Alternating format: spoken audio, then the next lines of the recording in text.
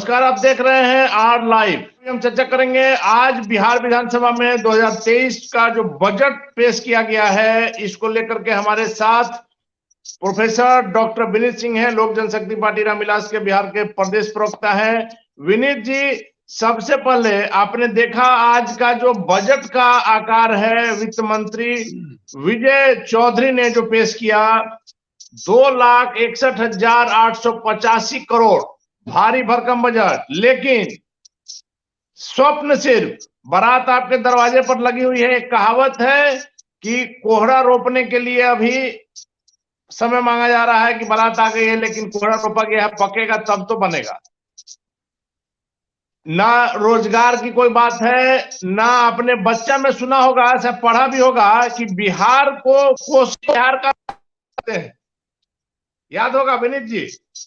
जी जी बिल्कुल। इन बातों की कोई चर्चा नहीं। मुख्यमंत्री नीतीश कुमार जिस एरिया में है, मोकामा टाल, जिसको लगातार कई वर्षों से, कई दशक से ये बातें उठ रही है कि अगर टाल योजना पास हो जाए, टाल योजना पर काम हो जाए, तो वहां के किसान जितने समृद्ध होंगे उसका वर्णन करना शायद यहाँ अभी मुश्किल होगा। क्या कहेंगे प्रोफेसर साहब? अनिल भाई नमस्कार। एक रोटी फिल्म थी राजेश खन्ना का, इसमें गाना था वादा तेरा वादा, वादे पे तेरे मारा गया, बिहारी में सीधा सादा, वादा तेरा वादा। शराब पुरानी है, बोतल नया है अनिल भाई, केवल वादा वादा वादा, कोई भी कॉन्क्रीट बात नहीं। 10 लाख रोजगार कहां से दीजिएगा? मैं पूरा में जो ये नियुक्तियां और रिक्तियां की बात कर रहे थे विजय चौधरी जी, में जोड़ रहा था 1.5 लाख बड़ी मुश्किल से पहुंचा, 10 लाख कहां से देंगे? पहली बात हो गई। दूसरी बात, आपने कहा कोसी और मेची का जो जुड़ाव जो है, कितने साल से सर सुनते आ रहे हैं, हर बार वही कहा जाता है।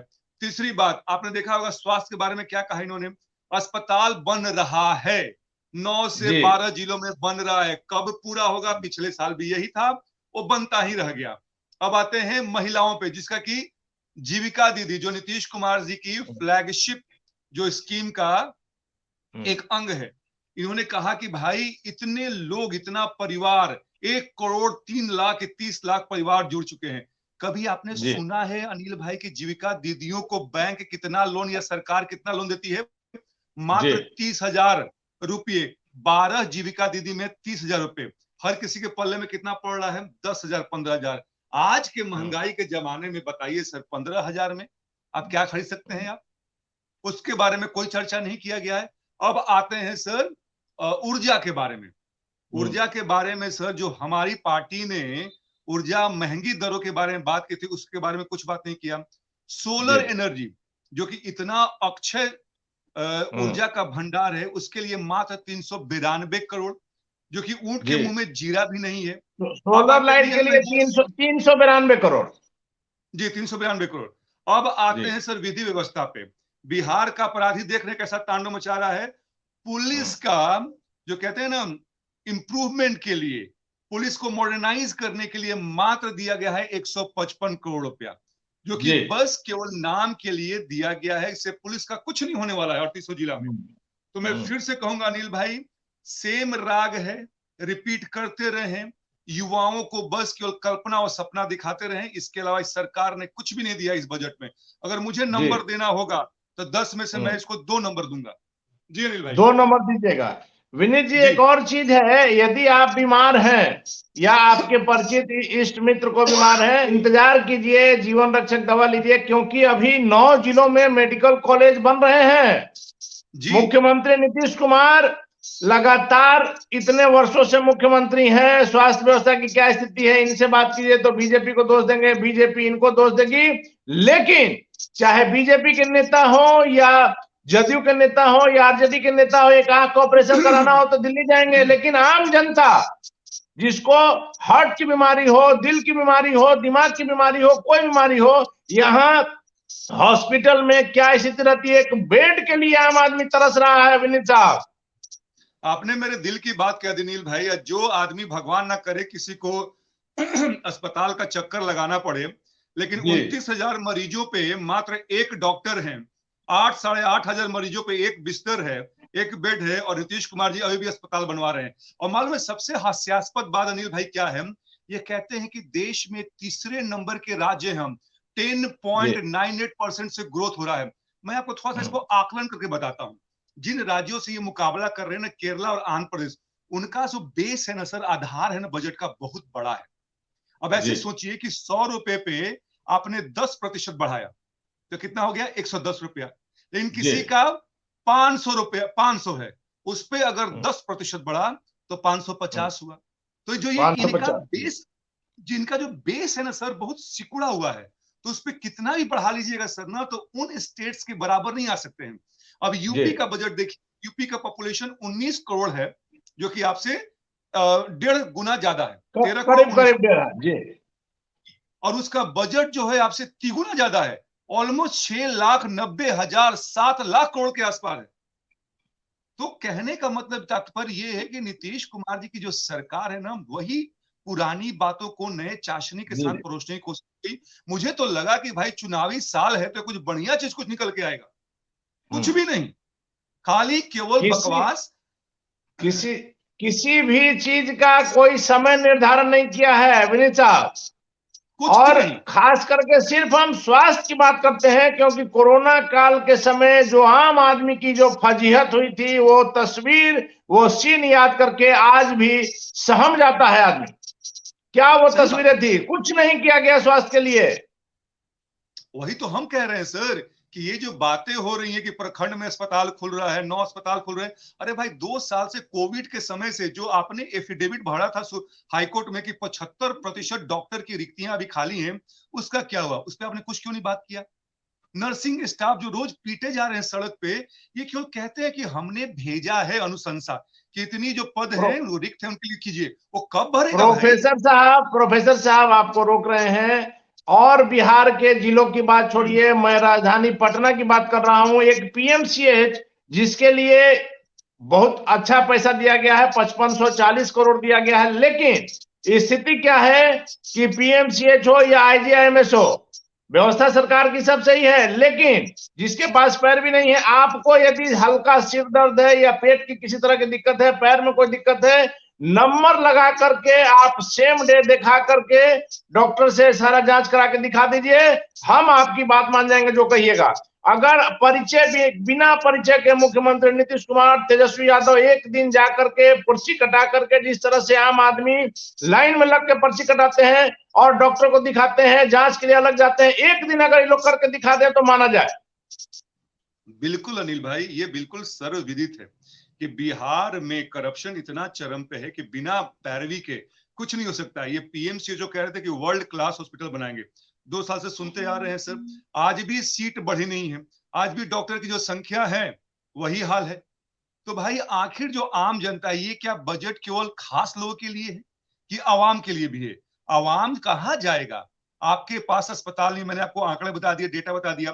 कोविड में 9 गुना जो भारत में औसत था कि 0.5 डॉक्टर, मतलब कि लाख मरीजों पे 1 डॉक्टर मतलब मरते थे, यहां पे सर 4.5 डॉक्टर हताहत हुए हैं।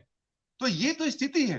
केवल ये काम करते हैं कि रोड का जो घनत्व है, जो डेंसिटी जो है, वो क्या है कि नंबर 3 का है। अरे भैया पहले रोड था कहां आपके पास? अभी जो बनना जो चालू हुआ तो दिख रहा है आपको। यहाँ तो और विनीत जी, नहीं था तो जो इनके शासन काल में नहीं था वो तो आपके साथ है। वही तो हम कह रहे हैं। देखिए उसकी बात तो हम बाद में करेंगे, लेकिन मुखिया कौन था अनिल भाई? जी नीतीश कुमार की कार्य प्रणाली आपको मालूम है, किसी को अपना जो भी घटक दल है किसी को काम करने देते नहीं है, वरना मुंह फुला के फूफा जी से बैठ जाते हैं। तो भाई जो भी हो, मुखिया नीतीश कुमार जी, तो नीतीश कुमार की जवाबदेही है ना। तो ये बजट बिल्कुल मैं सिरे से नकारता हूं इसको। विनीत जी, कल ही आपने देखा होगा आईजीएमएस में एक व्यक्ति भर्ती होने के लिए 4 दिन से इंतजार कर रहा है, नीचे लेटा हुआ था। 1 दिन 2 दिन के बाद उसे जाकर के स्ट्रेचर मिला, और वैसी स्थिति में सरकार जो है गांव में टेलीमेडिसिन भी करने जा रही है। ये हास्यास्पद नहीं है तो क्या है? इससे बड़ा मजाक क्या हो सकता है? ये डोपर संखी सरकारें अपना केवल ढोल पीटती रहती है, इनको धरातल पे कुछ भी आइडिया नहीं है। नीतीश कुमार जी अपना कैटरेक्ट का इलाज कराने तो दिल्ली जाते हैं सर, इनको क्या मालूम है कि मरीज किस परिस्थिति में बिहार के अस्पतालों में पड़ा हुआ है। प्रखंड स्तर पे सर वहां पे ना ईसीजी मशीन, जो कि बिल्कुल फंडामेंटल मशीन होता है, वो भी नहीं है वहां पे। अब डॉक्टर नर्स की तो बात ही मत कीजिए। तो इनको मालूम है तब ना, कल कहने के लिए 10% से बजट बढ़ा दिया और कहते हैं कि बहुत बड़ा। अरे भाई, आपके पास एक चीज और बता दो अनिल भाई, ये कह रहे थे कि फिजिकल डेफिसिट मतलब होता है रेवेन्यू और एक्सपेंडिचर का जो कम बेसी होता है, कि हमने 3% कर दिया है। अरे भाई, खर्चा कीजिएगा तब ना वो बढ़ेगा। आप तो खर्चा कर ही नहीं रहे हैं सर, तो कहां से बढ़ेगा जी। विनीत जी, नौकरी के अलावा रोजगार देने की भी बात हुई है। किस क्षेत्र में रोजगार देगी सरकार? अब लाइन पे आ गया लोग ना। जब नरेंद्र मोदी साहब जब कहते थे तो कहते कि पकौड़ा बेचो पढ़ लिख के। ये तो 20 लाख नौकरी की बात कर रहे थे सर, अभी तो 1 ही 1.5 लाख पहुंचा है। और अब सीधे रोजगार पे आ गए हैं कि अब नौकरी नहीं, अब रोजगार कीजिए, बिजनेस कीजिए। अब आपको स्किल बनाया जाएगा, स्किलफुल बनाया जाएगा। तो एक और जो अच्छी बातें आई है, संस्कृत शिक्षक जिनकी काफी दयनीय स्थिति हमने देखी है, उनको 7वां वेतनमान देने की जो बात हुई। अरे भाई, बढ़िया चीज है, लेकिन टाइम पे दीजिएगा। हाँ, 6 समय पर वेतन दीजिए। 7वां वेतनमान नहीं दीजिए, 6ठा ही दीजिए, लेकिन समय पर दीजिए। समय पर दीजिए ना। 6 महीने आप लगाते हैं, लंबित करके रखते हैं सर। तो चलिए विनीत जी, आखिरी सवाल है। कल भी जिस प्रकार से चिराग पासवान ने बिजली को लेकर के और अनुसूचित जाति जनजाति के छात्रों को स्कॉलरशिप के नाम पर जो कहा था, आप इस बजट को क्या अंक दीजिएगा? हमने कहा ना कि सर 10 में 2। अरे, केंद्र सरकार ने ही ना अनुसूचित जनजाति, एससी और एसटी के स्कॉलरशिप पे कैपिंग किया है। तो जब आपने कैपिंग ही कर दिया कि आपको 15,000 ही मिलेगा प्राइवेट इंस्टीट्यूशन में, आप गवर्नमेंट इंस्टीट्यूशन जाते हैं तो 17,000 मिलेगा, IITI में जाते हैं 90,000 मिलेगा, तो बच्चा पढ़ेगा कैसे भाई, जब फीस वहां पे इतना ज्यादा है। तो नीतीश कुमार ने कैपिंग करके इन बच्चों के भविष्य को, कहते हैं ना सर, किरासन तेल डाल के जला दिया है। और ये हमारे राष्ट्रीय अध्यक्ष चिराग पासवान जी बिल्कुल सही बात करते हैं। और ये सब बात इनके बजट में नहीं आएगा। ये बस हवा की बात है। जो पीटी क्लियर कर देगा बीपीएससी का, उसको 50,000 मिलेगा, तो यूपीएससी कर देगा, लाख मिलेगा। अरे भैया, वह पहुंचे तब तो करेगा क्लियर हो। कल तो आप स्कॉलरशिप ही नहीं दे रहे हैं ढंग का। बिजली की समस्या को लेकर के चिराग पासवान ने कहा है कि इसे हम यहीं पर नहीं छोड़ेंगे, इसे ग्राम स्तर तक, पंचायत स्तर तक ले जाएंगे। बजट को लेकर क्या कुछ अगला रणनीति आप लोग का रहेगा? भाई, इस पे आज देखिएगा, हम बजट का समीक्षा करेंगे। और पहला मैं खुशकिस्मत हूं कि मैं अपनी इस बात को छेड़ा। और आगे अभी मैं निकलूंगा यहाँ पे, काफी मीडिया हाउसेस में जाना है, और जनता को मैं बताऊंगा कि भाई, ये बिहार सरकार का जो बजट है वो कोरा बकवास है। आपके और हमारे लिए कुछ नहीं है। पुरानी बातें को रिपीट किया गया है, सपने दिखाने का काम किया जा रहा है। तो जनता इस बात को समझे, क्योंकि आने वाला 2425 ये बहुत महत्वपूर्ण होने वाला है। तो जनता उसके अनुसार अपना निर्णय लेगी नीतीश कुमार जी को लेके।